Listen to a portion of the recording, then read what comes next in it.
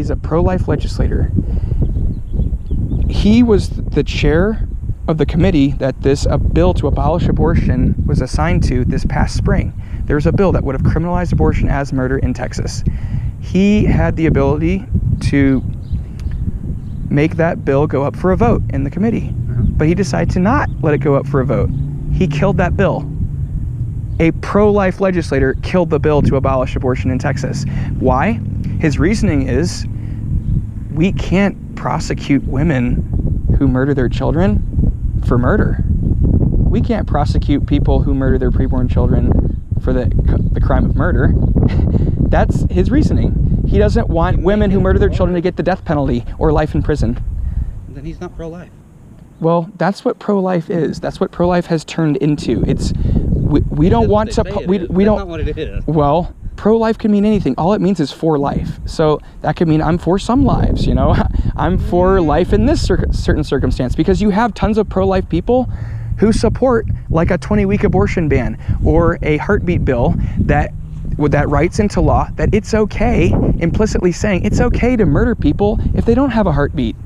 That's what that bill tells the public, and that only further encourages the wrong mindset we're trying to destroy. The mindset that thinks people have value based on their level of development. So when pro-life so-called Christian people try to pass that and support it, they're actually trying to pass what the Bible calls an iniquitous decree. And so we can't support that. I don't support a heartbeat bill. I don't support a 20-week abortion ban. I'm an abolitionist, like the abolitionists of slavery in the 1800s. So that's how I address the abortion genocide. In the same way that slavery was a widely accepted evil back then, now abortion is a widely accepted evil. So abolitionism is just living as a Christian in the midst of rampant evils. And it's the biblical way to address these evils. It's not, let's compromise. It's not do less than God's law and act in disobedience. Let's establish God's law. So as Christians, we're supposed to go and call everybody to repent and to follow Jesus. That includes legislators. So when we go to legislators, we say, you got especially legislators, right?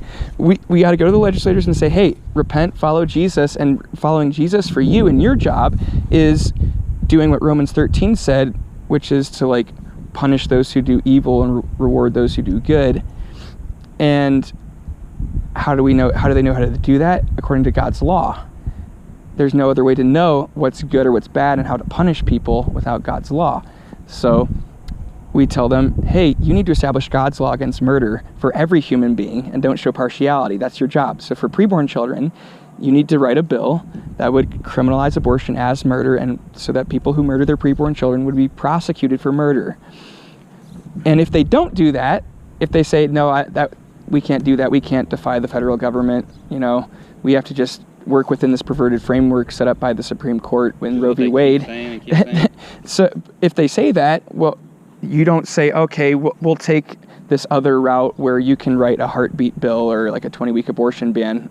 Now we'll concede to you, and now you can be disobedient to God, and we'll support you in your disobedience to God. No, we don't do that. We say, no, repent. We continue to call them to follow Jesus Christ, even if they decide not to. Yeah. We don't go with the thing that they want to do that's actually disobedience to God that people think is going to save some babies.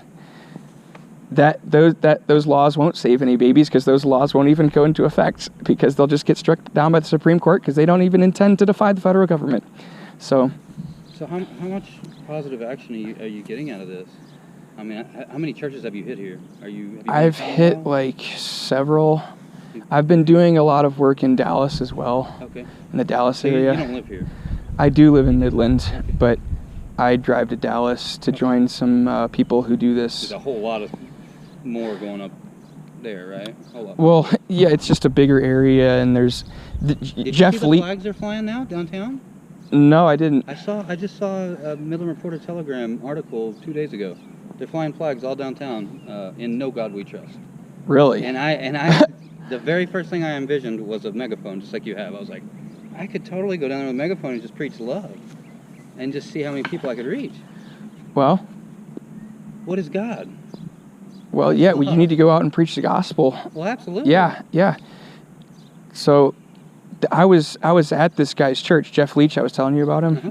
So that's where I've been in the Dallas area, because his church is Prestonwood Baptist Church, and I've been out there exposing him and saying, hey, this is what this guy goes to your church, you know, like, deal with this. Talk to this guy. He's an abortionist that goes to the church? No, he's the legislator. He's the pro-life legislator, the one that you're who killed the bill. Yeah, that's crazy. And his pastor supported him in doing that. You call yourself pro-life, though.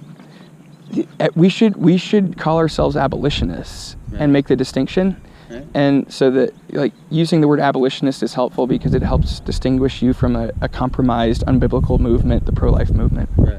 Yeah. Well, cool, man. I'm going to message you on Facebook. Sweet. I look just like this on my picture, so you'll know who I am. Yeah, I'll accept your friend request. And yeah, man, I'd like to talk to you more about it. Awesome. What's your name? My name is Matt. Matt Clint. Nice to meet you. Good to meet you.